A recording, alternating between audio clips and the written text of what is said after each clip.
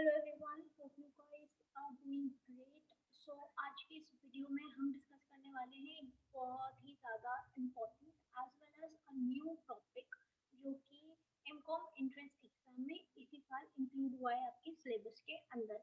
So the topic is human resource management. तो human resource management ये पहले नहीं था आपका, इसी साल आया एज आई सेड। तो अब सी, क्योंकि ये जो टॉपिक है आपका ये फर्स्ट टाइम इंट्रोड्यूस हुआ है, तो जो भी एग्जामिनर है या जो भी पेपर सेटर है, वो इंसान के पास काफ़ी सारा मटेरियल है टू फॉर्म क्वेश्चंस। सो इस अगर हम ऐसे देखें तो वो जो भी बंदा एग्जाम आपका सेट करने वाला है वो ज़्यादा डिटेल में नहीं भी जाएगा ना, वो अगर ऊपर ऊपर ही देखेगा तो उसको काफ़ी सारे क्वेश्चंस जो है वो मिल सकते हैं। तो इस वजह से यू कैन से कि जो ह्यूमन रिसोर्स मैनेजमेंट है या जो भी न्यू सब्जेक्ट आपके इसी साल इंट्रोड्यूस हुए हैं उनके अंदर आपको बहुत डीपली घुसना नहीं है। सिर्फ अगर आपको बेसिक टर्म्स हैं या फिर कोई बेसिक प्रोसेस है उन सब के बारे में भी नॉलेज होगा तो आई गेस आपका काम खत्म, आपका काम हो जाएगा।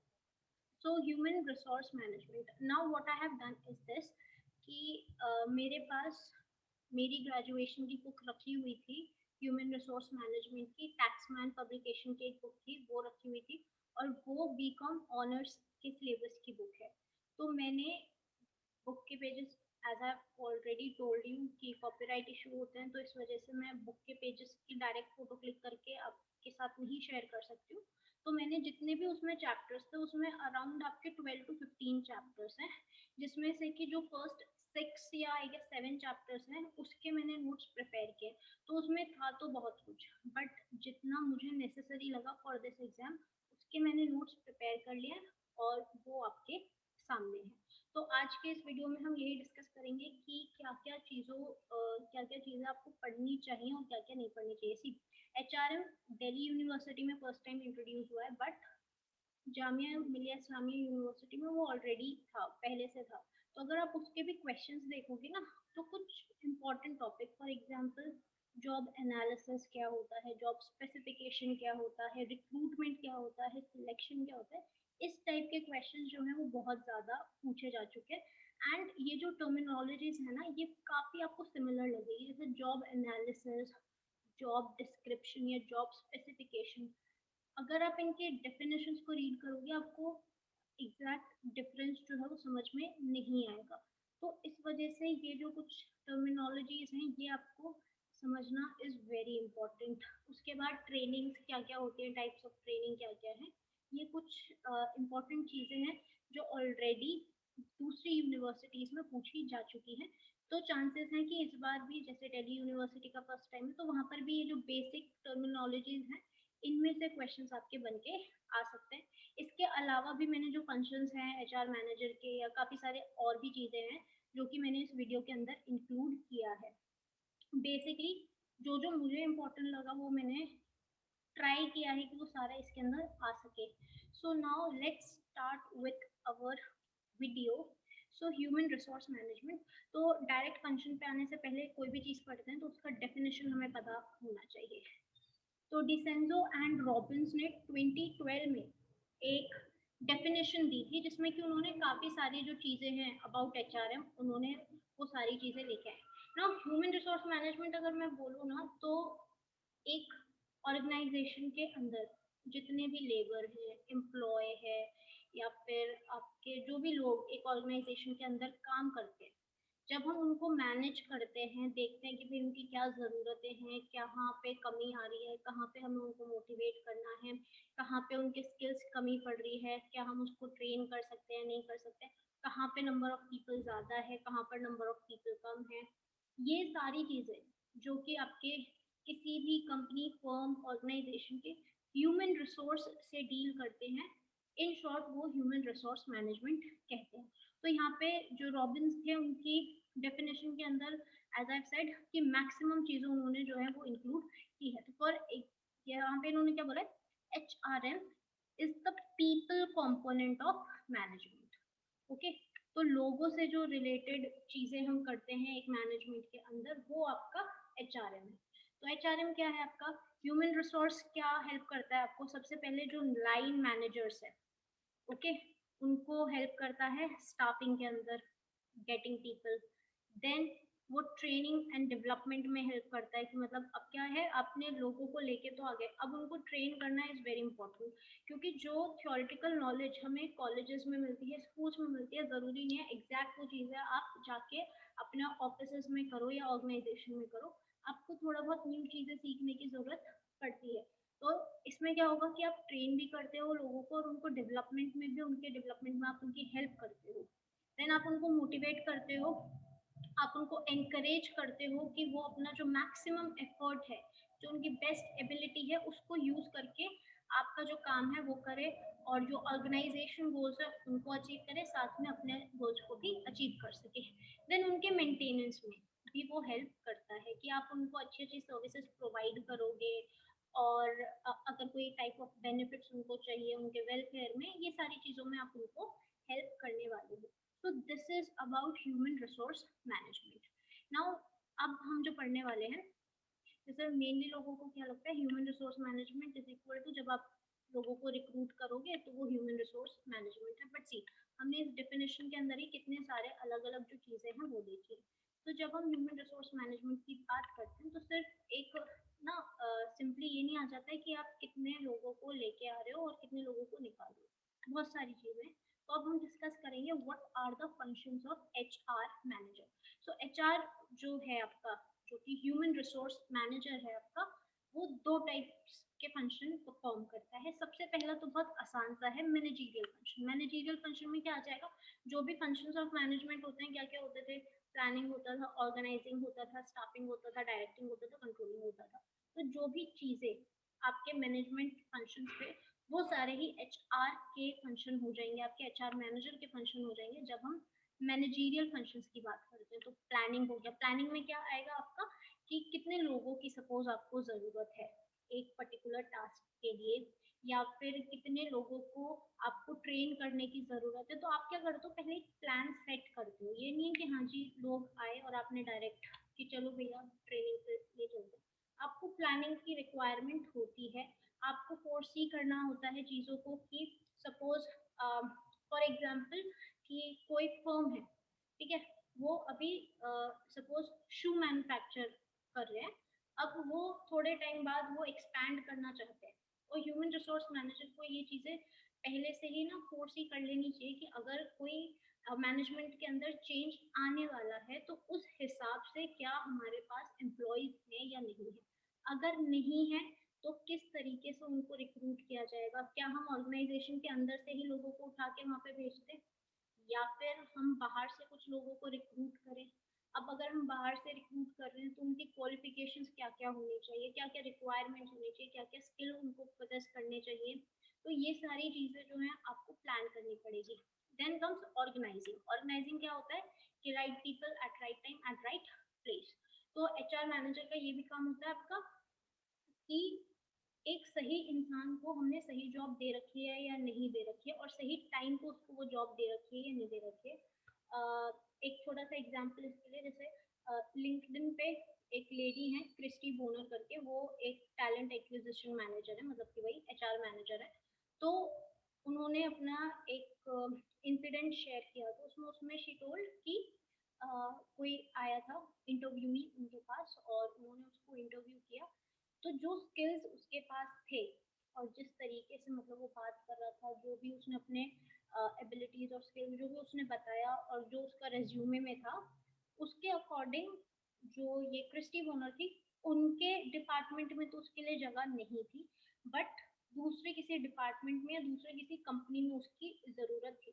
तो उन्होंने किसी दूसरे एचआर मैनेजर को कांटेक्ट किया, और उस इंसान को, जो एचआर मैनेजर था, उनका नंबर दिया और उनसे कहा कि भाई तुम इस इंसान के पास जाओ, जो स्किल्स तुम पोजेस करते हो वो हमारे लिए ज़रूरी नहीं है बट ये वहाँ पे ज़रूर आएंगे। तो उसने क्या किया, एक राइट पर्सन को राइट प्लेस पे भेजा और राइट टाइम पे भेजा। ओके, तो एचआर मैनेजर का यही काम होता है। देन डायरेक्टिंग में हेल्प करेगा, उसको बताएगा भाई अब तुम नए इंसान को लेके आ गए हो, उसको समझाना भी तो पड़ेगा कि क्या काम है क्या काम नहीं है, हमारा काम क्या है। अब पूरा अगर हम देखें ओवरऑल ऑर्गेनाइजेशन में क्या काम हो रहा है, और तुम्हारा स्पेसिफिकली तुम्हारा क्या काम है, तुम्हारे डिपार्टमेंट का क्या काम है। और कहीं पे कंट्रोलिंग कंट्रोलिंग मतलब कि अब आपको देखना पड़ेगा कि भाई स्टैंडर्ड्स वगैरह आपने सही कर रखे हैं नहीं कर रखे हैं, लोग जो स्टैंडर्ड आपने सेट कर रखे हैं उस पर काम कर रहे हैं या फिर नहीं कर रहे। Okay, so these were the managerial functions. तो ये तो काफी इजी टाइप था। ओके, उसके बाद आता है आपके पास ऑपरेशनल फंक्शन। ऑपरेशनल फंक्शन में क्या है कि एक्चुअल में क्या वो चीजें कर रहे हैं, ठीक है, क्या क्या उनके ऑपरेशंस है। क्योंकि सिर्फ ये चीजें ओरली बोल देना से काम आपका नहीं हो जाता है, आपको चीजों को करना होता है। ओके, तो वो आ जाता है आपके पास ऑपरेशनल फंक्शंस के अंदर। तो सबसे पहला होता है प्रोक्योरमेंट फंक्शन। प्रोक्योरमेंट फंक्शन क्या होता है कि सबसे पहले आपको जॉब को एनालाइज करना है। See this is an important term, तो आपको इसको अच्छे से समझना पड़ेगा, इसकी डेफिनेशन और इसका और डिटेल एक्सप्लेनेशन आगे के कुछ स्लाइड्स में, तो अभी मैं ज़्यादा इस पर ध्यान नहीं दूंगी। तो जॉब एनालिसिस क्या होता है कि आप पूरे जॉब को एनालाइज कर रहे हो, बता रहे हो कि भाई इस पर्टिकुलर जॉब में क्या क्या चीज़ें होने वाली हैं और क्या क्या स्किल्स इसके लिए हमें रिक्वायर होंगे। तो आपने पूरा जॉब एनालिसिस किया, तो इसके लिए आप क्या कर सकते हो, जो बंदा ऑलरेडी ये जॉब कर रहा है आप उससे जाके पूछोगे कि भाई बता दो कि क्या क्या तुम करते हो इस जॉब के अंदर, तो I will note it down. क्योंकि आप एचआर मैनेजर हो, आपको सारी नॉलेज नहीं होगी कि एक पर्टिकुलर जॉब के अंदर क्या क्या चीजें हो रही है या क्या क्या चीजें नहीं हो रही। काफी बार ऐसा होता है जिससे आप पूछ रहे हो कि भाई क्या क्या जॉब तुम कर रहे हो, तो वो चीजों को एग्जैजरेट करने के लिए, दिखाने के लिए कि भाई मैं देखो इतना बड़ा काम करता हूँ और तुम तो ऐसी समझते हो मुझे, वो एक्स्ट्रा बातें भी बता देते हैं। ओके, तो आपको इस चीज का ध्यान रखना पड़ेगा कि क्या चीजें जो है वो आपको नोट डाउन करनी है, क्या चीजें नहीं नोट डाउन करनी है। उसके बाद human resource planning. Human resource planning का भी एक्सप्लेनेशन है और पूरा एक प्रोसेस होता है कि किस तरीके से आपको क्या क्या चीजें करती जानी है, क्या क्या चीजें नहीं करते जानी है, वो आ जाता है आपके पास ह्यूमन रिसोर्स प्लानिंग के अंदर। Then you have recruitment. Recruitment क्या होता है, जब आप किसी न्यूज़पेपर में या फिर कहीं पे, अभी आपने बताया कि भाई इतने लोगों की हमें रिक्वायरमेंट है, interested candidate please send your resume to our HR या फिर जो भी इंसान वो कलेक्ट कर रहा है। तो रिक्रूटमेंट का प्रोसेस क्या है कि अभी सिलेक्शन नहीं हुआ है, फर्स्ट स्टेज है, अभी आपने एडवर्टाइजमेंट दी है किसी न्यूज़पेपर के अंदर और आपने कहा है कि आओ एप्लीकेशन दो, और फिर उसके बाद जो हम प्रोसेस है वो स्टार्ट करेंगे। Then comes your selection. Selection में क्या होता है आपका कि अब आपने कर दिया सारा काम, मतलब रिक्रूटमेंट, जैसे आपने न्यूज़पेपर में ऐड दी, आपके पास 10 एप्लीकेशंस जो थी वो आ गई। अब उन 10 एप्लीकेशंस में से सारी एप्लीकेशंस जो आपने क्वालिफिकेशंस बोली थी, जैसे सपोज किसी ने बोला कि आपके 12th में 80% मार्क्स आने चाहिए, ठीक है, तो एक स्टडीज कंडक्ट की गई थी, उसके अकॉर्डिंग जो विमेन है वो क्या करते हैं, अगर जैसे उनको कोई जॉब का कोई जॉब एडवर्टाइजमेंट दिखते हैं तो वो ऐसे ना टिक टिक करके कि भाई अच्छा इसके अंदर 5 क्वालिफिकेशन है, तो फर्स्ट मेरी मीट करिए, सेकंड मेरी मीट करिए। तो मतलब जब 90% उनकी क्वालिफिकेशन मीट करती है ना, तब वो जाके अप्लाई करते हैं। बट वेर एज अगर हम मेल कैंडिडेट्स को देखें तो उनको जॉब दिखती है, अच्छा ठीक है, तो अगर उनके एक दो भी क्राइटेरिया वो मीट कर होंगे ना, वो अपनी एप्लीकेशन दे देंगे उसी वक्त।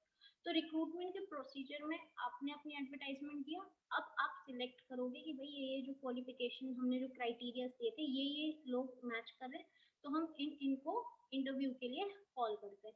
फिर आप इंटरव्यू के लिए कॉल करोगे। अब तो किसी किसी जगह पे ऐसा होता है कि पहले इंटरव्यू नहीं होता है, पहले आपको कोई रिटर्न टेस्ट होता है और भी काफ़ी सारी चीज़ें होती हैं, या प्री प्लेसमेंट टॉक होता है, कुछ इस तरीके से चीज़ें होती है। उसके बाद जब ये आप प्रोसीजर्स है, aptitude test, interview test, return test, जो भी टाइप के टेस्ट हैं, वो सारे जब क्लियर करते हो तो आपका हो जाता है सिलेक्शन। नाउ प्लेसमेंट का मतलब क्या होता है, प्लेसमेंट का मतलब होता है कि अब सिलेक्शन हो गया, अब इसके बाद आपको बताया जाएगा कि आपके हिसाब से आपको क्या पोजीशन मिलनी चाहिए और आप किस डिपार्टमेंट के अंदर आने वाले हो।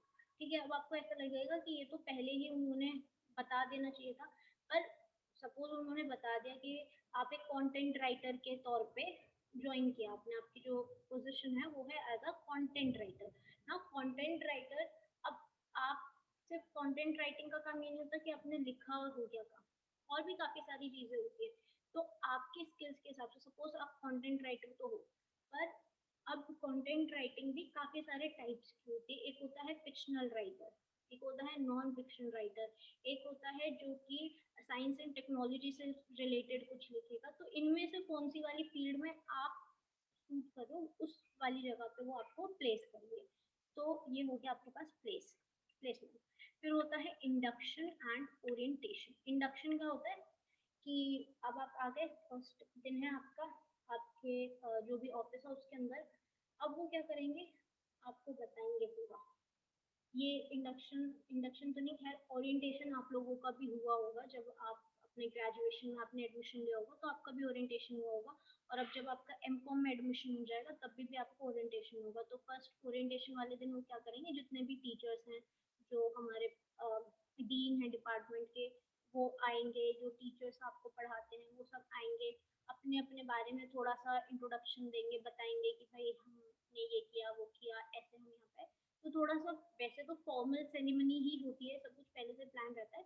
पर कुछ मतलब वो क्या करते हैं, एक फ्रेंडली आपके साथ कॉर्डियल रिलेशनशिप बनाने की कोशिश करते हैं, क्योंकि अभी आप न्यू कंपनी में गए हो तो थोड़ा सा डर रहता है। तो वो क्या करेंगे, थोड़ा सा फ्रेंडली हो जाओ आप और लोगों को पहचानने लग जाओ। तो वो होता है आपके पास ओरिएंटेशन। इंडक्शन में क्या करते हैं, अभी वो आपको कंपनी के बारे में बताएंगे कि भाई ये हमारी कंपनी है, ये यहाँ पे काम होता है, ये तुम्हारा डिपार्टमेंट्स हैं, इन इन डिपार्टमेंट्स में ये काम होता है। Then is your internal mobility. Internal mobility में क्या होता है कि सपोज ट्रांसफर वगैरह जो आता है आपका, या एक डिपार्टमेंट से ही अभी आप इस वाले डिपार्टमेंट में काम कर रहे हो, फिर उस वाले डिपार्टमेंट में काम करोगे। तो ये जो है ये सारा है आपके पास प्रोक्योरमेंट फंक्शन। उसके बाद आता है आपके पास डेवलपमेंट फंक्शन। तो डेवलपमेंट क्या हो जाता है आपका, डेवलपमेंट आपका हो जाएगा कि जो भी एम्प्लॉय था, ठीक है, अब वो आ गया, तो हर एक चीज को ना, मतलब जो भी आप टैलेंट्स हैं आपके या स्किल्स हैं आपके, उनको पॉलिश करने की ज़रूरत होती है, उनको अपडेट करने की ज़रूरत होती है। वो आपका डेवलपमेंट फंक्शन में आ जाएगा। तो आपको ट्रेनिंग मिलती है, ठीक है। तो ट्रेनिंग किस लिए मिलेगी आपको, कि जो भी आपका काम है वो अप टू डेट रहे। अगर कोई सपोज मशीन वगैरह आ रही है और अब आपको वो मशीन पे ही काम करना पड़ेगा, तो आपको ट्रेनिंग दी जाएगी कि भाई इस मशीन को कैसे ऑपरेट किया जाता है। एग्जीक्यूटिव डेवलपमेंट मतलब कि आपकी डेवलपमेंट के लिए, जैसे कि कोई सपोज सेल्समैन है और उसको ट्रेनिंग वगैरह दे दी आपने, उसको बता दिया कि भाई तुम्हारे पास कस्टमर आएगा और ये प्रोसेस होता है सेलिंग प्रोसेस, तुम्हें इसके हिसाब से चलते रहना। पर अब अगर आप उसको कुछ और पर्सनालिटी डेवलपमेंट के लिए आपने उसको कुछ प्रोवाइड किया, कोई कोचिंग प्रोवाइड की, या कोई आपने एक छोटा सा सेमिनार कंडक्ट किया, ऐसा कुछ किया, तो वो क्या हो जाएगा आपके पास executive development. Then career planning and development. Career planning and development, जब भी आप किसी कंपनी को ज्वाइन कर रहे हो तो आप ये सोच के नहीं करोगे कि भैया जिंदगी भर यही पोजीशन और इतनी सैलरी और इसी कंपनी में मैं बैठा हूँ। आप भी डेवलप होना चाहोगे, आप अपने करियर को भी डेवलप करना चाहोगे। आप क्या सोचोगे कि अभी मैं सपोज एक असिस्टेंट हूँ, तो फिर मैं कभी एसोसिएट बनूंगा, फिर मैं एक मैनेजर बन जाऊंगा। इस तरीके से आप भी डेवलप करना चाहते हो। तो किस तरीके से आप किसी जो भी आपके एम्प्लॉय हैं उनके करियर को किस तरीके से, जैसे इसके लिए एक एग्जांपल लूंगी, डेलॉइट जो कंपनी है वो आती है, जो डिपार्टमेंट ऑफ कॉमर्स है, वहाँ पे आती है प्लेसमेंट के लिए, ठीक है। तो वो लोग क्या करते हैं, जैसे अभी आपको ले लेंगे, उसके बाद आपके करियर डेवलपमेंट के लिए वो आपसे एक आई गेस सीएमए का कोर्स वो आपको कहेंगे कि आप ये ज्वाइन कर लो। और जो भी खर्चा है वन टाइम वो आपको, जो एग्जाम फीस है और जो आपका जो एग्जाम होता है वो इंडिया में नहीं होता है, वो आउट ऑफ द कंट्री होता है। तो जो भी उसका खर्चा वगैरह वो सब कुछ पे करेंगे, आपको बुक्स प्रोवाइड करेंगे, मटेरियल प्रोवाइड करेंगे, आपको टाइम भी देंगे कि भाई आप पढ़ो, ताकि आपका जो लेवल है वो थोड़ा सा बढ़ जाए और हम आगे चल के आपको एक ऊंची पोस्ट दे सके। तो ये क्या है, वो करियर प्लानिंग एंड डेवलपमेंट में उनकी हेल्प कर रहे हैं। क्योंकि अगर आप उसी कंपनी में और अच्छे पोजीशन पे पहुंच जाओगे तो बेनिफिट उस कंपनी का भी है, क्योंकि उस कंपनी को बाहर से लोगों को नहीं उठाना पड़ेगा उस सेम पोजीशन के लिए। अगर वो आपको ही उस लेवल तक ट्रेन कर सकते हैं, डेवलप कर सकते हैं, तो वो आपको वो जॉब ऑफर कर देंगे। देन है ह्यूमन रिसोर्स डेवलपमेंट, ये जो आपका ह्यूमन रिसोर्स है उसके डेवलपमेंट आप किस तरीके से कर रहे हो, ओवरऑल डेवलपमेंट। उसके बाद आता है आपके पास मोटिवेशन एंड कॉम्पनसेशन। मोटिवेशन हम सबको पता है, ठीक है, और कि आप लोगों को एंकरेज कर रहे हो कि भाई कैसे कैसे काम कर सकते हो, इसके लिए हमने काफी सारे वो भी पढ़े हैं, मोटिवेशन थ्योरीज ये वो सब इसमें नहीं है तो उसकी डिटेल में नहीं जाएंगे। कॉम्पनसेशन कि मतलब किसको कितने पैसे दे रहे हैं वो तो एक चीज है ही। उसके अलावा सपोज कोई जो वर्कर था उसका गलती से एक्सीडेंट हो गया या कुछ हो गया तो किस तरीके से उसको कॉम्पनसेशन दी जाएगी। या फिर कोई कंपनी है वो लॉसेस में जा रही है, या फिर कोई कंपनी है जो किसी दूसरी जगह पर मतलब ये वाला प्लांट क्लोज करके कोई नई जगह पे जा रही है, तो उस हिसाब से जो आपके लेबर्स हैं उनको क्या कॉम्पनसेशन मिलना चाहिए। तो काफी सारे आपके टाइप्स ऑफ कॉम्पनसेशन इसके अंदर होते हैं, तो ये सारे जो काम है वो भी एक एचआर मैनेजर ही करता है। ओके,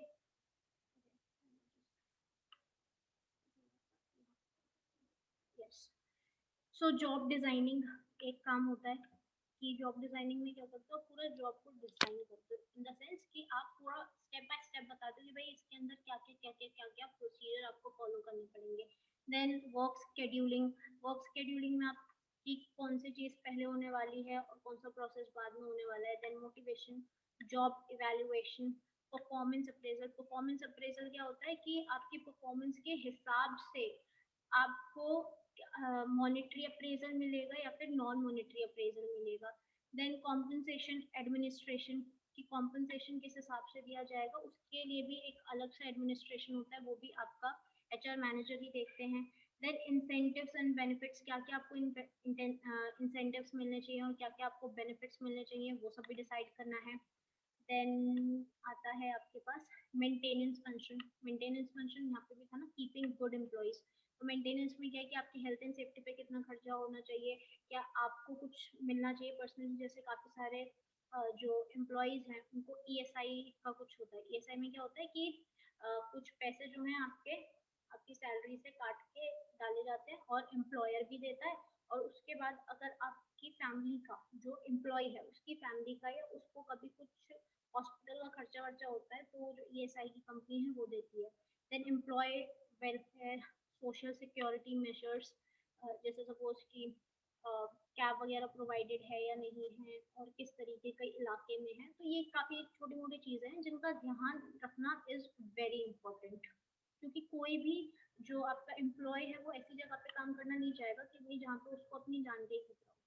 देन इंटीग्रेशन फंक्शन में क्या आ जाता है, ग्रीवियंसेस रिड्रेसल। ग्रीवियंसेस मतलब कि किसी ने कुछ शिकायत की, उसके साथ मिसबिहेवियर हुआ या कुछ मिसहैपनिंग हुई, तो उसका पूरा प्रोसीजर होता है। आप देखोगे कि भाई क्या हुआ था क्या नहीं हुआ था, दोनों पार्टीज को बुलाओगे और फिर उसके हिसाब से कॉम्पनसेशन दोगे या फिर जो भी मतलब चाहिए उस इंसान को देखोगे कि भाई डिमांड इसकी सही है या नहीं।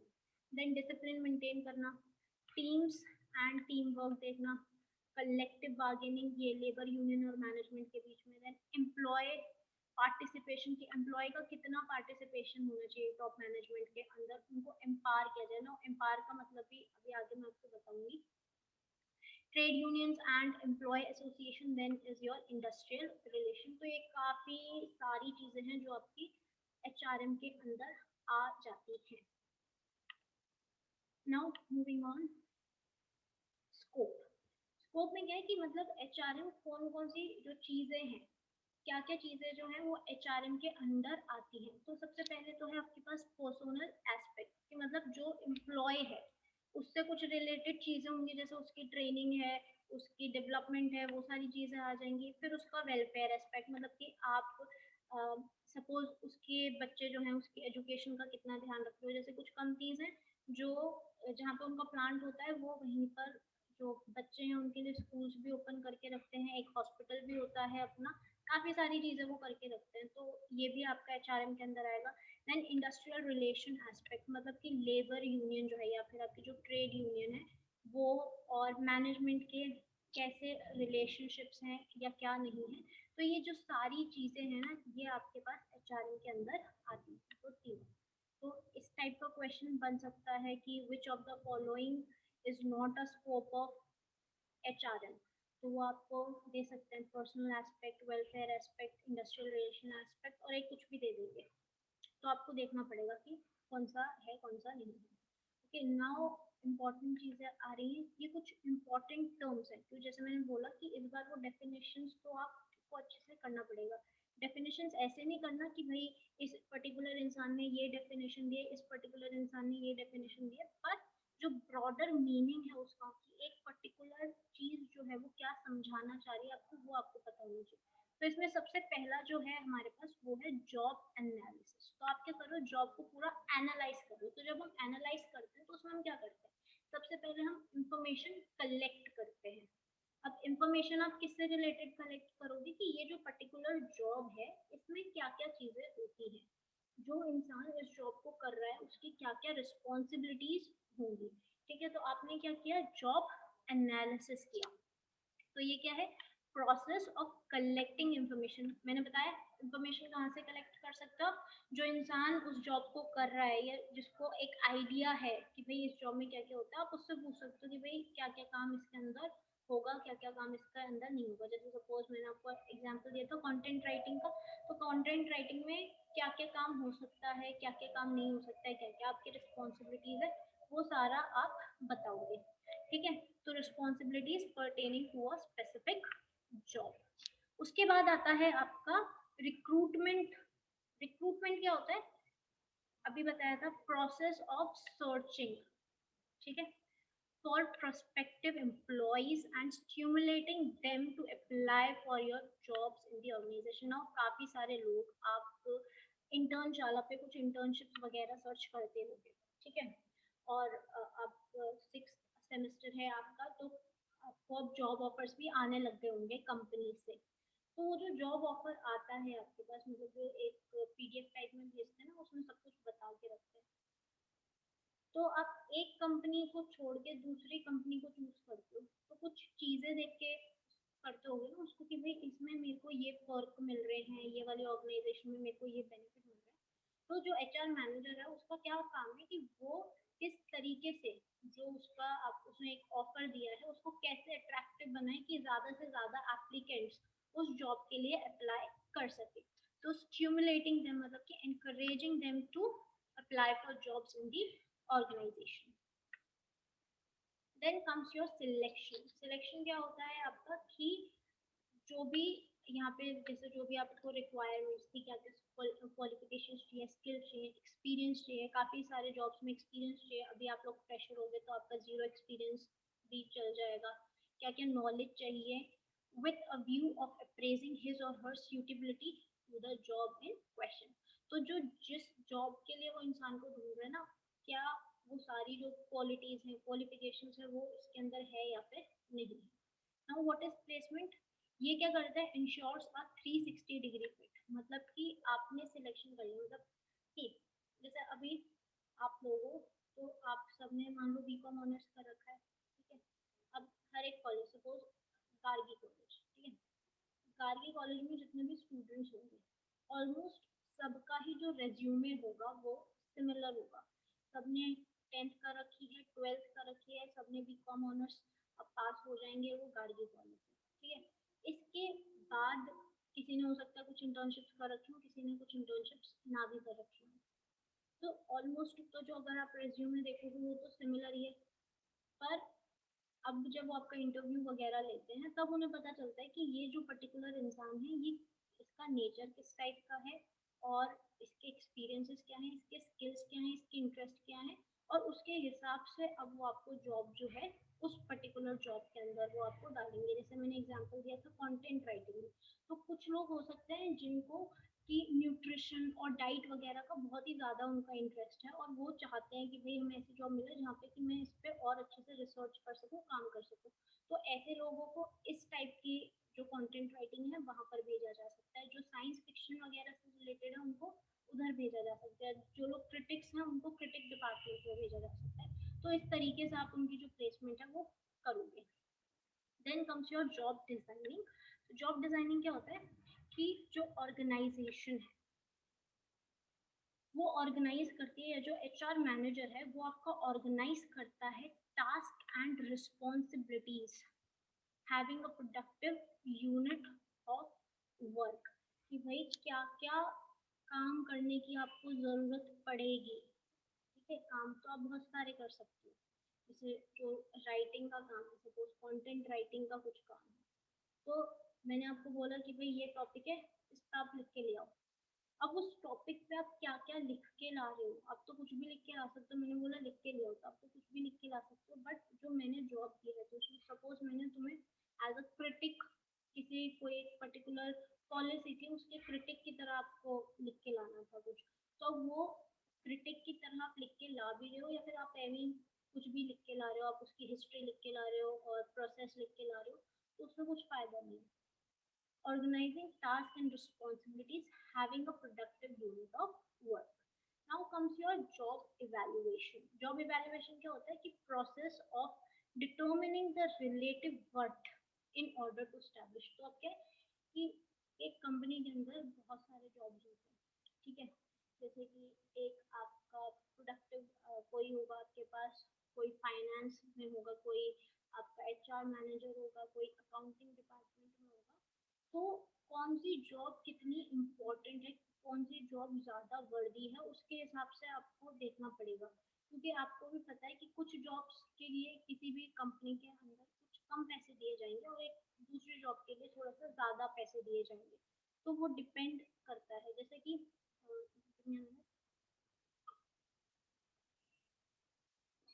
ओके, जैसे government bank, state bank of India, वहाँ पे एक क्लर्क होता है, एक पीओ होता है, तो क्लर्क की जो सैलरी होती है वो कम होती है, क्यों? क्योंकि उसको माना जाता है कि भाई इसका इतना काम नहीं, इसकी जॉब इतनी वर्दी नहीं है कि इसको ज्यादा सैलरी दी जाए, वेराज एक पीओ है, उसकी सैलरी ज्यादा दी जाती है। तो इसमें क्या कर रहे हो आप जॉब इवेल्युएशन में, कि आप डिटरमिन कर रहे हो कि वर्थ क्या है उस जॉब का, ताकि आप स्टैब्लिश कर सको कि किस जॉब को ज्यादा पैसे देने चाहिए और किस जॉब को कम पैसे देने चाहिए। ठीक है, आप ऐसे नहीं कर सकते कि सपोज कोई सिक्योरिटी गार्ड है आपकी कंपनी के अंदर, ठीक है, और कोई मैनेजर है, ठीक है, अब आप क्या क्या हो कि भाई इक्वालिटी होनी चाहिए, मैं सिक्योरिटी गार्ड हूँ तो क्या हुआ, मैं भी तो काम करता हूँ, और ये कहे कि अच्छा मैं भी तो मैनेजर हूँ, तो मतलब हम दोनों में कोई डिफरेंस ही नहीं। तो इसमें क्या है कि वो क्या करेगा, वो दोनों का वर्थ देखेगा कि कौन सी वाली ज्यादा इम्पोर्टेंट है और किसमें ज्यादा काम हुआ है और किसमें ज्यादा मतलब किसका काम ज्यादा है, किसका वर्थ ज्यादा है, तो उसको ज्यादा सैलरी मिलेगी। Okay, now types of HR policies.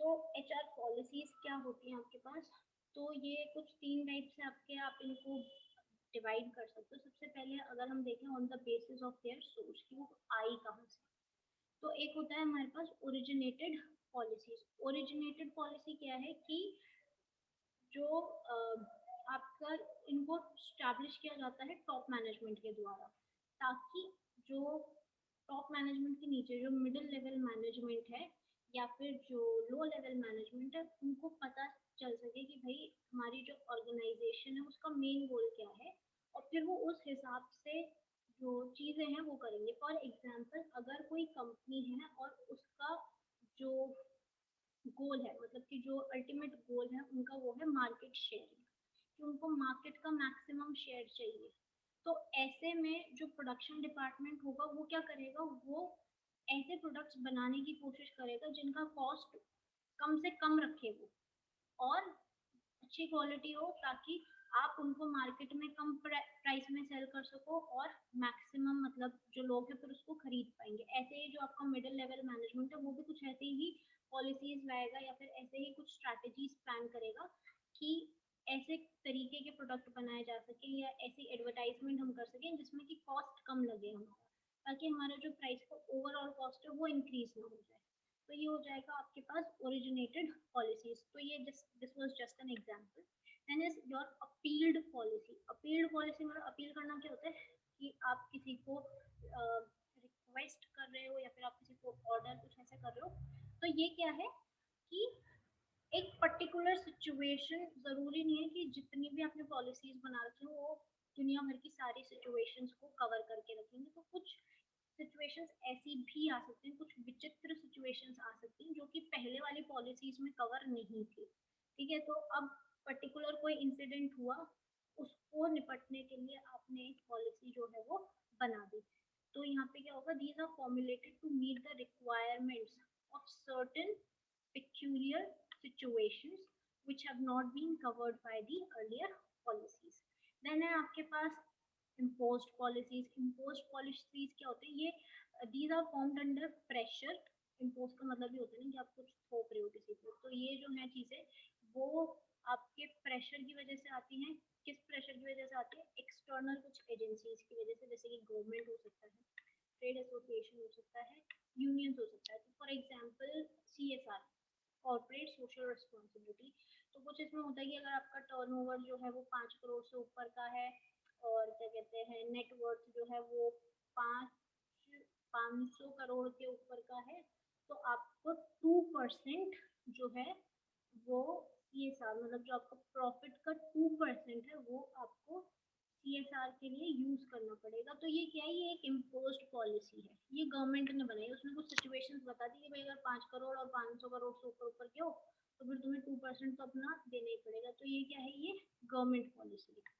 ठीक है, ऐसे ही आपके ट्रेड एसोसिएशन और यूनियंस भी कुछ बना सकते हैं। वो अपने आप बोल देंगे कि भाई हमें दिवाली का जो बोनस है वो मतलब पूरी सैलरी के बराबर चाहिए, या फिर ऐसा कुछ चाहिए। तो ये क्या है कि ये आपकी कंपनी ने नहीं बनाया पहले से, ये जो कुछ इम्पोर्टेंट लोग हैं, कुछ इम्पोर्टेंट एक्सटर्नल चीजें हैं जो कि आपके बिजनेस को इम्पैक्ट करेंगी, उन्होंने बनाई है। Okay, now on the basis of scope, ये बहुत इजी था। जनरल पॉलिसी जो सबके लिए लागू होती है कि भाई ये चीजें हैं जो तुमको करके आनी ही आनी है। और स्पेसिफिक पॉलिसीज हो सकती है, जैसे सपोज जनरल पॉलिसी क्या हो सकती है कि आपको 5 से हमारा जो टाइम है, सॉरी 5 नहीं, सपोज 8 से 5 हमारी जॉब है। ठीक है, तो आपको 8 बजे आना है, 5 बजे आपकी छुट्टी हो जाएगी। ये क्या एक जनरल पॉलिसी है कि भाई सबके लिए लागू होती है। स्पेसिफिक पॉलिसीज क्या होती हैं कि सपोज मेटर्निटी के टाइम पे कुछ लोगों को मेटर्निटी लीव मिलती है। ठीक है, अब तो पेटर्निटी लीव भी चल रही है कि फादर को भी मिल सकती है, मदर को भी मिल सकती है। तो ये जो स्पेसिफिक पॉलिसी है ये उन लोगों के लिए है जो कि जिनके बेबीज हैं, जो कि प्रेग्नेंट है।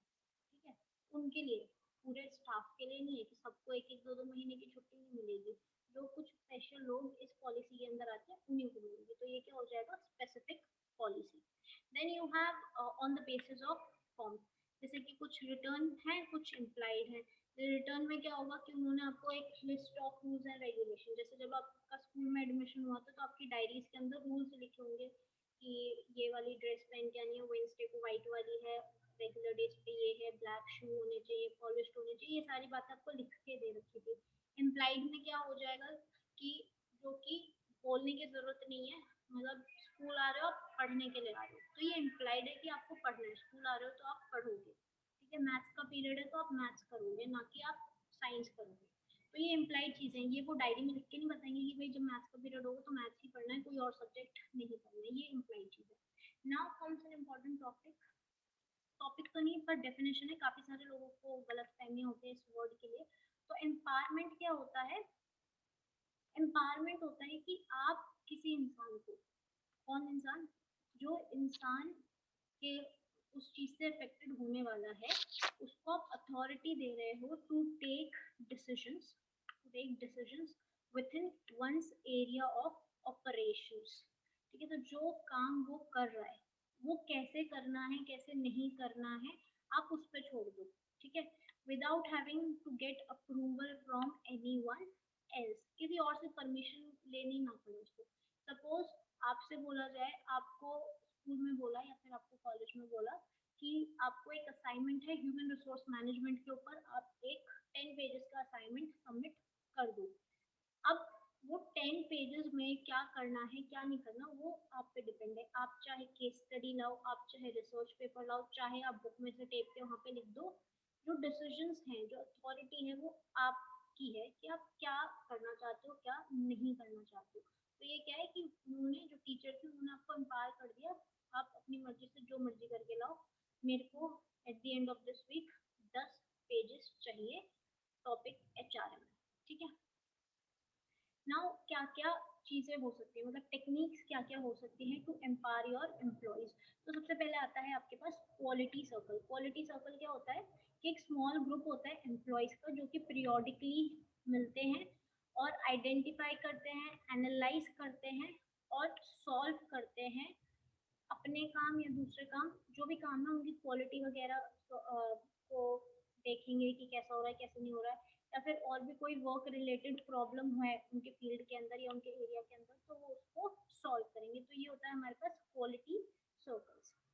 Okay, then you have autonomous work group या फिर सेल्फ मैनेजिंग टीम्स। तो सेल्फ मैनेजिंग टीम्स क्या होती है कि आप अपने आप, आपके एक छोटे से टीम है और उस टीम के अंदर ही आप जो काम कर रहे हो आप अपना अपना भी देख रहे हो और एक दूसरे का भी देख रहे हो एक छोटी सी टीम के अंदर कि भाई हमारा काम जो है वो ठीक से हो रहा है या नहीं हो रहा है, क्या हम इस चीज को इम्प्रूव कर सकते हैं या कहीं पे ऐसा चीज है कि जहाँ पर भी इम्प्रूवमेंट का स्कोप है।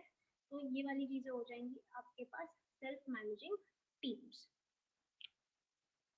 Then you have quality of work life. Quality of work life क्या है कि कितना level of satisfaction, motivation, involvement and commitment है इंडिविजुअल्स का, या फिर कितना सेटिस्फैक्शन, मोटिवेटेड और इन्वॉल्व वो फील करते हैं with respect to the life at work. जैसे लोग क्या कहते हैं कि आपकी जैसे ज़्यादातर जो जॉब्स आप किसी से पूछोगे कि भाई कैसी जॉब है तुम्हारी, तो वो आपको एक नेगेटिव ही आंसर देंगे, बस चल रहा है या फिर ठीक ही है ये वो। ठीक है, कुछ बहुत कम लोग होंगे जो आपसे ये कहेंगे कि भाई मैं बहुत खुश हूँ, जैसी जॉब मुझे चाहिए थी मेरे को वैसी जॉब मेरे को मिली। तो कोई इंसान कितना सेटिस्फाइड है, कितना मोटिवेटेड है काम करने के लिए, कितना वो इन्वॉल्व फील करता है और कितना कमिटेड है वो अपने काम को लेके और अपने लाइफ ऑफ वर्क को लेके, वो आपको बताता है quality of working life. Now ये क्वेश्चन जो है ना नीचे ये जो मैंने दे रखा है तो थोड़ा सा इंपॉर्टेंट है, हमें पता नहीं होता। तो work force composition, work force composition क्या होता है कि जो लोग आपके यहाँ पे काम कर रहे हैं उनका हमने एक डिविजन कर रखा है। तो वर्क फोर्स डाइवर्सिटी आपने एक चीज पढ़ा होगा कि काफी सारे अलग अलग एजेस के भी लोग होते हैं। तो जो लोग 1946 से लेकर 1964 के बीच में पैदा हुए थे उनको हम कहते हैं बेबी बूमर्स। उसके बाद जो लोग 1965 से 79 के बीच में पैदा हुए थे, जो कि आपके पेरेंट्स हो सकते हैं, उनको कहते हैं जनरेशन एक्स और इसको हम कहते हैं बेबी बस्टर्स। और जो भी जनरेशन वाई कौन सी हो जाएगी, जो कि 1980 के बाद जो भी लोग पैदा हुए हैं। एक जनरेशन जेड भी होता है जो कि आई गेस जो लोग अभी 2000 के बाद पैदा हुए वो उनके लिए यूज। नाउ कोविड-19 के टाइम पे आपने ये वर्ड जो था वो बहुत ही ज़्यादा सुना होगा, इम्पोर्टेंट वर्ड है क्योंकि अभी कोविड-19 हुआ है तो उसकी वजह से ये आपको पढ़ना चाहिए, आपको पता होना चाहिए what is the difference between down sizing and VRS. VRS मतलब वॉलेंटरी रिटायरमेंट स्कीम। वो कुछ नहीं देंगे ना तो ये भी दे देंगे। वीआरएस स्टैंड्स फॉर, चार ऑप्शंस बता दो कौन सा चाहिए। तो डाउन साइजिंग क्या होता है कि आप कुछ जॉब पोजीशंस को खुद एलिमिनेट कर रहे हो। एक प्लान्ड एलिमिनेशन होता है ऑफ पोजीशंस और जॉब्स इन एन ऑर्गेनाइजेशन। तो ये किस तरीके से होता है, आप क्या कर रहे हो, रीऑर्गेनाइजेशन कर रहे हो पूरा अपना जो स्ट्रक्चर है कंपनी का उस हिसाब से कि किस तरीके से जो कस्टमर्स है उनके रिक्वायरमेंट को कैसे मीट किया जा सके। तो यूजली आपके घर तो लोगों को निकाल देते हैं जॉब। ठीक है, आपको लगता है कि भाई ये वाली जॉब पहले तो इसकी जरूरत थी, अब इसकी जरूरत नहीं है तो इसको हटा दो। ठीक है, डाउन साइजिंग फॉर एग्जाम्पल, छोटा सा एग्जाम्पल लेते हैं कि सपोज कोई बैंक था। ठीक है, पहले वहां पे एक इंसान को रखा जाता था जो कि कैश जो था वो जो नोट्स आते थे वहां पे उनका फिजिकली उनको मतलब करता था कि भाई एक नोट, दो नोट, तीन नोट, चार नोट। ठीक है, उसके बाद अब क्या हुआ, अब आपके पास मशीन आ गई वो सेम काम करने के लिए जो पहले एक इंसान कर रहा था, अब उसके लिए एक मशीन आ गई। तो अब आपको इस इंसान की जरूरत नहीं है। आपने क्या कहा कि भाई ये जो लोग हमने लगा रखे हैं यहाँ पे नोट गिनने के लिए, ये तो मशीन गिनने का काम मशीन कर रही है, तो इनकी अब हमें जरूरत नहीं। तो आप क्या करोगे, ये जो पोजीशन थी नोट गिनने वाली, आप इसको एलिमिनेट कर दोगे। तो ये जितने भी तीन चार लोगों को आपने जॉब दे रखी थी ना, उनको टाटा बाय करने का। ओके, देन आपका आता है voluntary retirement scheme. Voluntary retirement scheme क्या है? वो इंसान खुद कह रहा है कि मैं जा रहा हूँ छोड़ के, ठीक है, तुम जो भी मतलब मेरे को पैसे वैसे हैं और बेनिफिट्स वगैरह वो पहुँचाते रहना घर पे, और मैं जा रहा हूँ, मेरी जगह किसी और को, तो बड़े प्यार से खुद ही जा रहा है।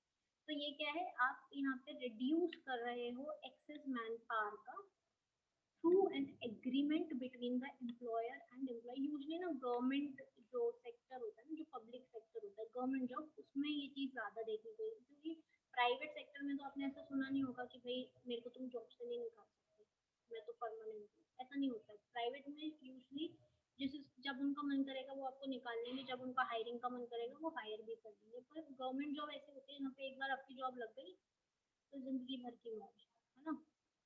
तो इसलिए अगर वो जो इंसान है वो खुद ही कह दे, मान लो जैसे अभी जो मैंने एग्जांपल लिया वो नोट गिनने वाला, ये सेम बंदा किसी प्राइवेट बैंक में ना होके किसी गवर्नमेंट बैंक में होता ना, तो ऐसे नहीं निकाल सकते थे उसको।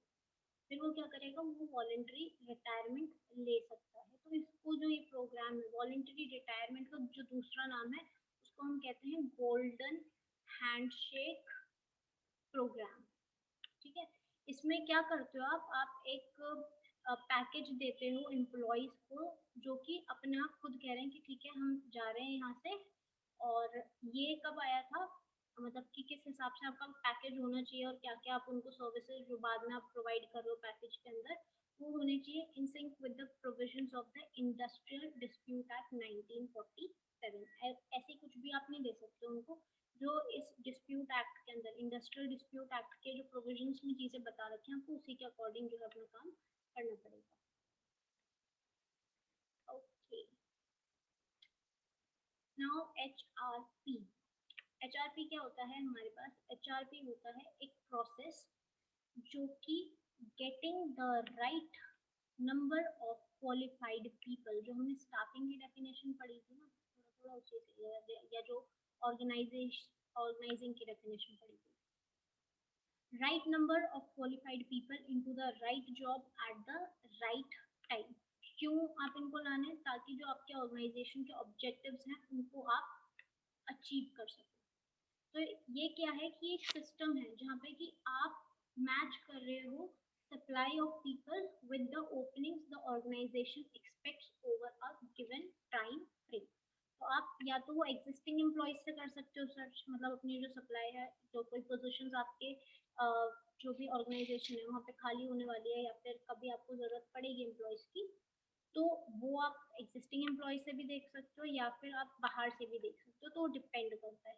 तो अब ये इसका जो एक तरीका होता है, ठीक है, कि किस तरीके से आपको ये काम करना है। तो आपका जो पहला है प्रोसेस वो है डिमांड फोरकास्टिंग। डिमांड फोरकास्टिंग में क्या करोगे, आप एक्सटर्नल कुछ फैक्टर्स देखोगे। एक्सटर्नल फैक्टर्स, मान लो एलपीजी आया था तो उसमें क्या हुआ था कि काफी सारे जो बैंक वगैरह थे वो प्राइवेट बैंक्स आ गए थे आपके पास। तो अब क्या था कि लोगों को एकदम से जरूरत पड़ गई थी कि भाई अब हमें और ज्यादा मैन फोर्स की जरूरत पड़ेगी, तो ये जाएगा external factors.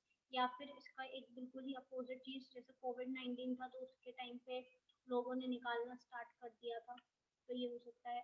Then organizational factor. तो ऑर्गेनाइजेशनल फैक्टर क्या हो सकता है कि सपोज जो कंपनी है, अभी उसका जो प्लांट है वो सपोज दिल्ली में है, ठीक है, अब एक और प्लांट वो स्टार्ट करना चाहते हैं मुंबई में, ठीक है। तो ये कुछ ऑर्गेनाइजेशनल फैक्टर था कि भाई अब इनको और लोगों की जरूरत है, तो या तो क्या कर सकते हैं, दिल्ली वाले प्लांट में से ही कुछ लोगों को यहाँ पे भेज सकते हैं, या फिर वो मुंबई से ही नया रिक्रूटमेंट जो प्रोसेस है वो स्टार्ट कर सकते हैं।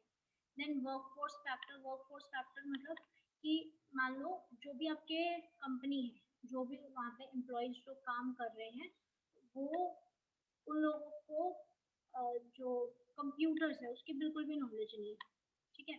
और अब जो आपका सारा काम हो रहा है ना वो सारा कंप्यूटर बेस्ड है, मतलब डिजिटल टेक्नोलॉजी बेस्ड है। तो अब आपको उन लोगों की जरूरत नहीं जो पहले थे, तो आपको उन्हें निकालना पड़ेगा और नए लोगों को लाना पड़ेगा, या फिर आपको क्या करना पड़ेगा, उन लोगों को ट्रेन करना पड़ेगा। तो इट डिपेंड्स कि आप क्या करना चाहते हो। तो फोरकास्टिंग की टेक्निक्स क्या होती हैं? तीन होती है। एक तो है bottom up forecasting. Bottom up forecasting मतलब क्या कि आप डाउन से देख रहे हो कि भाई ऊपर तक, नीचे वालों से पूछ रहे हो कि भाई हमें क्या क्या चीजें जो है वो करनी चाहिए और क्या आप लोगों को ज़रूरत है और लोगों की, या इतने लोग ठीक है। टॉप डाउन फोरकास्टिंग कि मतलब ऊपर वाले लोग डिसाइड करेंगे, ठीक है, ऊपर वाले देख के बताएंगे कि भाई ज़रूरत है या फिर नहीं है।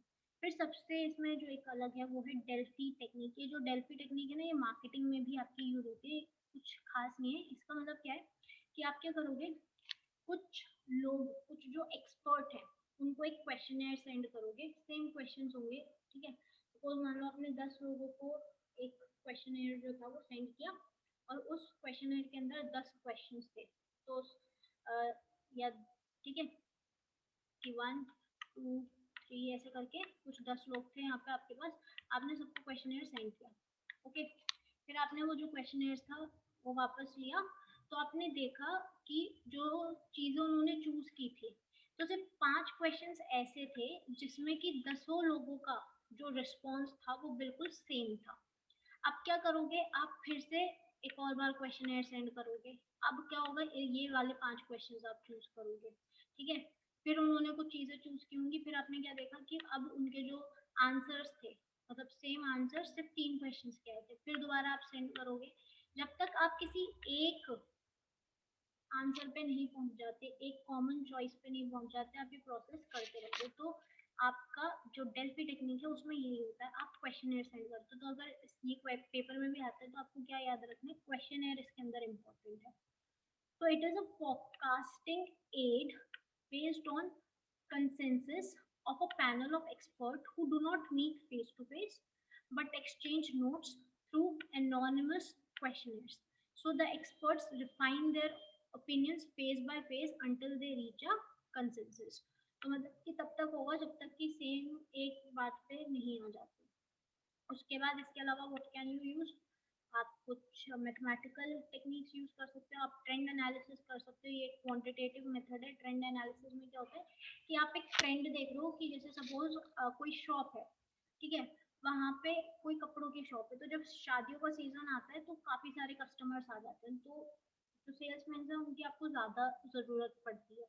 सेल्समैन आप ऐसे टाइम पे इंक्रीज कर दोगे, वेराज जो शराद वाला सीजन है वहाँ पे सेल्स नहीं होती है, तो आप उस टाइम पे लोगों को हटा दोगे। तो ये क्या हो सकता है, ट्रेंड एनालिसिस। फिर कुछ कंप्यूटर मॉडल्स भी होते हैं, मतलब कंप्यूटर के थ्रू ही आप टाइप करोगे ये चीजें और आपको पता चल जाएगा। तो ये है हमारे पास कुछ फोरकास्टिंग टेक्निक्स। उसके बाद है ये, फिर से आपके कुछ इंपॉर्टेंट टर्म्स आ गए, वर्कफोर्स एनालिसिस। वर्कफोर्स एनालिसिस क्या होता है कि क्या क्वालिटी ऑफ पीपल एक कंपनी को रिक्वायर है, depends on a number of factor. The quality of people that a company requires depends on a number of factors. तो किस तरीके का चाहिए आपको, और मतलब जैसे कुछ कंपनीज हो सकती हैं, जैसे कि कोई सेल्स वाली कंपनी, तो उसमें ऐसे लोगों की जरूरत होगी जो कॉन्फिडेंट हो और एक्सट्रोवर्ट हो, शाय ना हो, बिल्कुल भी आराम से लोगों से बात कर सके, ठीक है। तो काफी सारे फैक्टर्स पे डिपेंड करता है। तो यहाँ पे हम किसी एक इंसान की बात नहीं कर रहे हैं, हम पूरे वर्कफोर्स की बात कर रहे हैं।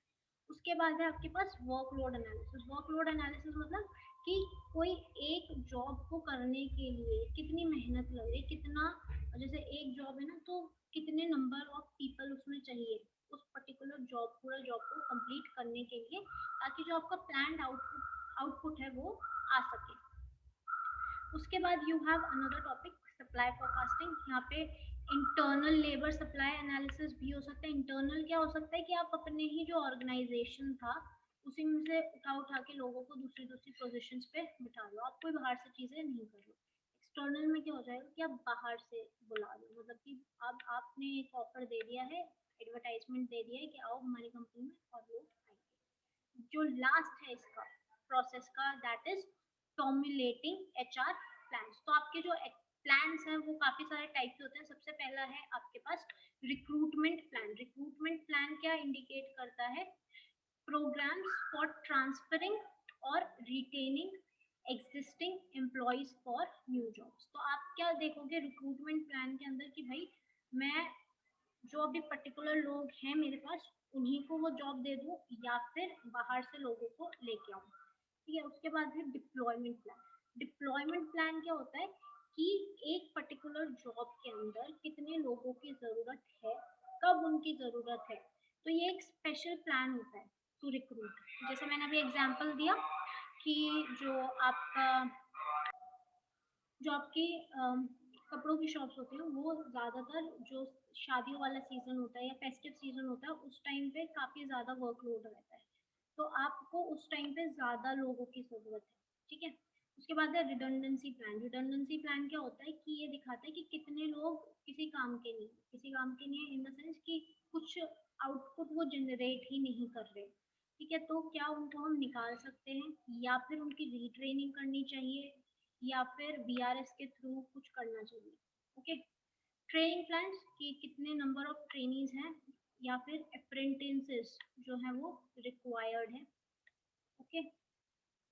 ये इजी से हैं। जो मेन था ना वो एक तो ये वाला था और एक ये वाला था। उसके बाद प्रोडक्टिविटी प्लान कि क्या क्या रीजंस है जिससे कि आप अपने जो एम्प्लॉयज हैं उनकी प्रोडक्टिविटी को इंक्रीज कर सकते हो और ओवरऑल जो आप कॉस्ट कर रहे हो अपने एम्प्लॉय पे वो कम कर सकते हो। After that is your retention plan कि क्या क्या रीजंस हैं जिसकी वजह से लोग आपकी कंपनीज को छोड़ के जा रहे हैं, ठीक है। और क्या आप कर सकते हो कि वो छोड़ के ना जाए और ये जो वेस्टेज है उसको आप अवॉइड कर सको, क्योंकि जब भी कोई इंसान छोड़ के जाता है तो जब नया इंसान आएगा ना उसको ट्रेन करना पड़ता है, रिक्रूटमेंट प्रोसीजर करना पड़ता है, तो काफी पैसे खर्च होते हैं, कोई इजी प्रोसेस नहीं होता है ये। अब आ गया है अनदर इम्पोर्टेंट पार्ट। अब इसके अंदर जॉब एनालिसिस को काफी अच्छे से एक्सप्लेन किया है। तो ये पूरा एक चैप्टर था, ठीक है। उस चैप्टर में से जो जो चीजें इंपॉर्टेंट थी वो मैंने ले लिया। तो सबसे पहले आपको पता होना चाहिए कि जॉब होती क्या है। पूरे इतनी देर से हम जॉब जॉब जॉब कर रहे हैं, व्हाट इज अ जॉब। तो जॉब क्या हो सकती है, कलेक्शन ऑफ टास्क हो सकता है, ड्यूटीज हो सकती है और रिस्पॉन्सिबिलिटीज हो सकती है। तो जैसे कि क्या हो सकता है कि भाई ये मेरी एक पर्टिकुलर जॉब है, तो मेरा टास्क है कि सपोज मेरे को एक लेटर टाइप करना है, ये मेरी जॉब है कि मैं एक लेटर टाइप करके आपको दे दूँ, तो ये क्या हो जाएगा, जॉब टास्क। या फिर कोई ड्यूटी, जैसे ड्यूटी क्या है कि जो एक डिलीवरी बॉय होता है उसकी क्या ड्यूटी होती है, या डिलीवरी बॉय छोड़ो, एक इंसान है उसका क्या काम है कि वो जितने भी पैकेट्स आ रहे हैं उन सबको लेके आएगा। उसके बाद वो एड्रेस के हिसाब से कि भाई सपोज ये दिल्ली वाले हैं तो उनको एक साइड कर दिया, ये मुंबई के पैकेट्स हैं तो उनको एक साइड कर दिया, सॉर्टिंग आउट का काम है। उसके बाद डिलीवर करने का भी काम उसका ही है। तो ये क्या हो जाएगा, जॉब ड्यूटीज। और जॉब रिस्पॉन्सिबिलिटीज जैसे कि एक टीचर, टीचर की क्या क्या रिस्पॉन्सिबिलिटी होती है कि भाई जो चैप्टर है वो पढ़ाना है, क्लास में डिसिप्लिन मेंटेन करके रखना है, टेस्ट लेने हैं। अब टीचर का ये काम तो नहीं है ना कि तुम्हारी फीस इंक्रीज कर दे, ये काम नहीं है टीचर का, उसके कुछ और रिस्पॉन्सिबिलिटीज है। तो जो अगर हम ओवरऑल जॉब एनालिसिस देखें ना, तो हम उसमें यही एग्जामिन करते हैं कि जॉब टास्क क्या है, ड्यूटीज क्या है और रिस्पॉन्सिबिलिटीज हमारी क्या क्या है। और ये देखने में ना काफी सिमिलर लगते हैं चीजें कि भाई टास्क है, ड्यूटी है, सेम सी तो चीजें हैं, पर सेम नहीं है, अलग है। इसीलिए कहा था कि कंफ्यूजन हो सकता है। नाउ जॉब एनालिसिस क्या है, एक सिस्टमैटिक और डिटेल एग्जामिनेशन है जॉब का। आप बहुत ही सिस्टमैटिक तरीके से और डिटेल में एग्जामिन करते हो किसी भी जॉब को। तो यहाँ पे क्या है, collecting information about a job, what kind of knowledge, skills and experiences would be needed to carry out a job effectively। तो ये सारी जो चीजें होती हैं कि आपने इंफॉर्मेशन कलेक्ट किया, फिर देखा कि भाई इस पर्टिकुलर काम के लिए कितनी नॉलेज चाहिए, क्या नॉलेज चाहिए और क्या क्या स्किल्स चाहिए, क्या क्या एक्सपीरियंसेस चाहिए, तो आपको पता चलेगा कि भाई कैसे इस जॉब को आप इफेक्टिवली कैरी आउट कर सकते हो। Now what is the process of job analysis. तो सबसे पहले तो आप अपनी ऑर्गेनाइजेशन का एनालिसिस करोगे। ऑर्गेनाइजेशन का एनालिसिस क्या करोगे, आप देखोगे कि भाई आपके गोल्स क्या हैं, ठीक है। उसके बाद आपकी ऑर्गेनाइजेशन किस टाइप की ऑर्गेनाइजेशन है, उसके हिसाब से तो अगर कोई सेल्स रिलेटेड कोई ऑर्गेनाइजेशन है तो उस हिसाब के इंसानों की जरूरत पड़ेगी। कोई मार्केट शेयर ज्यादा लेना चाहता है तो उस टाइप के प्लान्स हमें देखने पड़ेंगे, ठीक है। उसके बाद selection of representative positions to be analysed. तो कौन कौन सी पोजीशंस को, मतलब आप एक पर्टिकुलर फॉर्म के अंदर बहुत सारी जॉब्स होती है, बहुत सारी, ठीक है। जैसे मैंने बोला कि टाइपिंग अ लेटर वो भी एक जॉब है, तो अब आप टाइप करने के लिए लेटर उसका जॉब एनालिसिस करने थोड़ी ना बैठोगे। थोड़ा सा आप ये देखोगे ना कि भाई कौन सी वाली जॉब ऐसी है जिसका मैं एनालिसिस करूंगा तो कुछ फायदा मिलेगा। मतलब कि अगर मैं कंटेंट राइटिंग वाली जॉब का एनालिसिस करूंगा तो उसमें एडिटिंग भी आ जाएगा, टाइपिंग भी आ जाएगा, और भी जो जो भी चीज़ें वो सारी आ जाएंगी। तो मैं एक पर्टिकुलर जॉब लिया जो कि काफ़ी सारे छोटे छोटे जॉब्स को रिप्रेजेंट कर रहा है। उसके बाद है collection of job analysis data, जो भी आपने डेटा था उसका कलेक्शन किया। अब आपको जॉब डिस्क्रिप्शन बनाना है, उसके बाद जॉब स्पेसिफिकेशन बनाना है। तो ऐसा भी चीज़ हो सकता है कि आपसे पूछें कि कौन सी चीज़ पहले होती है।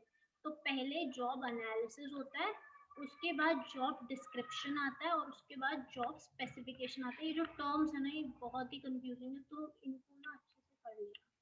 ठीक है, नाउ हम चलते हैं जॉब डिस्क्रिप्शन पे।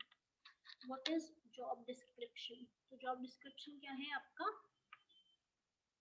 एक रिटर्न स्टेटमेंट होती है जिसमें कि आपको बताया जाएगा कि भाई एक पर्टिकुलर इंसान को क्या क्या काम करना है, कैसे करना है, और कुछ कुछ पर्टिकुलर कंडीशन में इस काम को करना है और क्यों करना है। ठीक है, तो जॉब से रिलेटेड क्या करना है, क्यों करना है, कब करना है, कैसे करना है, वो सब कुछ बताया जाएगा। तो एक जॉब टाइटल, ठीक है, सपोज ये जॉब टाइटल, तो जॉब टाइटल में उन्होंने बोल दिया सपोज एचआर। ठीक है, तो अब वो समरी में क्या लिख देंगे? समरी में वो बोल देंगे लोगों को लाना है, उनको ट्रेनिंग करनी है, उनको मोटिवेट करना है। ये एक्टिविटीज में क्या बोल दिया कि रिक्रूट करना है, ठीक है, प्लान्स बनाने हैं, और क्या कहते हैं कम्युनिकेशंस वगैरह सब कुछ बता दिया। फिर वर्किंग कंडीशंस, वर्किंग कंडीशंस में क्या आ जाएगा कि 5 से आपकी जो जॉब है वो 2 बजे तक की है, मतलब टाइमिंग बता दी, मंडे टू फ्राइडे आना है, इस दिन ऑफ मिलेगा। वर्किंग कंडीशंस आपको कुछ बता दी, वर्क फ्रॉम होम है या फिर और जो आपका प्लांट है वहाँ पे आके काम करना है, जो ऑर्गेनाइजेशन है वहाँ पे आके काम करना है। Then is your social environment, कि किस टाइप का, जो आपको किससे बात करनी है। मतलब ये है ना कि अगर आप किसी को हायर कर रहे हो तो अगर उसको कोई इन्फॉर्मेशन कम्युनिकेट करनी है या फिर उसको कुछ सजेशंस लेने हैं या फिर उसको कुछ पूछना है तो वो कहाँ से पूछेगा? तो एक हायर अथॉरिटी होगी जिससे वो पूछेगा। अब ये एचआर है, ठीक है, सपोज कोई एचआर इंटर्न था, वो एचआर मैनेजर से बात करता सकता है या फिर एचआर एग्जीक्यूटिव से बात कर सकता है। वो प्रोडक्टिव मैनेजर, जो प्रोडक्शन मैनेजर है, उसके पास थोड़ी ना जाके बात करेगा। तो सोशल एनवायरनमेंट में क्या आ जाएगा कि किसके पास आपको जाना है और किससे आपको जान पहचान रखनी चाहिए जो आपके काम के लिए है। Last topic is your job specification. तो जॉब स्पेसिफिकेशन में आप ह्यूमन कैरेक्टरिस्टिक्स बताते हो। ह्यूमन कैरेक्टरिस्टिक्स कैसे हो गई कि सपोज कोई सेल्स पर्सन था, ठीक है, तो उसको आपने कहा कि सपोज आपने बोला कि आपको आप मार्केटिंग आपने की होनी चाहिए, या कोई आपने वोकेशनल आपका कुछ ऐसा मार्केटिंग से रिलेटेड सब्जेक्ट होना चाहिए। पर अगर वो जो इंसान है वो सपोज शाय हुआ, तो मे बी वो सेल्स पोजीशन के लिए नहीं आप उसको ले सकते हो, क्योंकि सेल्स के लिए एक आउटस्पोकन बंदा आपको चाहिए, ना कि कोई ऐसा बंदा जो कि लोगों से बात ही नहीं कर सकता। राइट, तो की qualification someone needs to perform a job successfully. तो ये कुछ इंपॉर्टेंट एट्रीब्यूट्स हो सकते हैं एजुकेशन के टर्म में भी, एक्सपीरियंस के में भी, स्किल्स में भी, नॉलेज में भी, और एबिलिटीज। तो जो स्किल्स नॉलेज एबिलिटीज है इसको हम बोलते हैं SKAs, एक पर्टिकुलर जॉब को करने के लिए। तो ये जो है आपका एक लॉजिकल आउटग्रोथ है जॉब डिस्क्रिप्शन में। मतलब जॉब डिस्क्रिप्शन में तो आपने अपने जॉब्स के बारे में बता दिया। अब स्पेसिफिकेशन में वो जो पर्टिकुलर ह्यूमन है उसमें क्या कैरेक्टरिस्टिक्स होनी चाहिए आप वो बताओगे। ठीक है, तो पर्सनल एट्रीब्यूट्स क्या हो सकते हैं, जैसे कि डिजायरेबल एट्रीब्यूट्स, कि क्वालिफिकेशंस क्या होने चाहिए एक इंसान के अंदर, एसेंशियल एट्रीब्यूट्स कि क्या क्या स्किल्स नॉलेज और एबिलिटीज उसमें होनी चाहिए। कॉन्ट्रा इंडिकेटर्स क्या होते हैं? कॉन्ट्रा इंडिकेटर्स होते हैं आपके जो कि वो जॉब करने में आपके लिए नेगेटिव प्रूफ हो गए।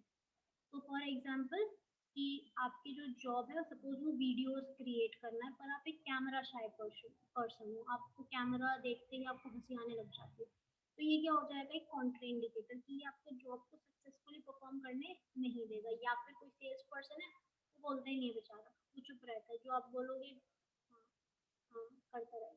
तो ये क्या है? Contra indicators. नाउ इसके बाद भी काफी सारे टॉपिक्स हैं, काफ़ी सारे तो नहीं, कुछ जो थोड़े बहुत टॉपिक्स आपके बच गए हैं एचआरएम के अंदर आपके, तो आई होप कि नेक्स्ट वीडियो में हम वो कर सकें। पर अब नेक्स्ट जो वीडियो है वो एचआरएम की नहीं होगी, होगी आपकी इनकम टैक्स। उसमें मैं आपको बेसिक जो इनकम टैक्स है, डिटेल में जाने के लिए you require lot of time. ठीक है, 6 महीने कॉलेज में दिए थे तब जाके इनकम टैक्स पूरा हुआ था हमारा। पर income tax is a very interesting subject, तो अगर कोई ढंग से बता दे चीज़ों को तो काफ़ी इंटरेस्टिंग है सब्जेक्ट। तो मैं पूरा डिटेल के अंदर नहीं रहूँगी, जो इम्पोर्टेंट चीज़ें हैं जैसे सैलरी में क्या क्या आता है, ऐसे ही क्वेश्चन आते हैं कि भाई कौन कौन सी चीज़ें सैलरी में आ रही है, या फिर अदर सोर्सेज में क्या क्या चीज़ आ सकती है।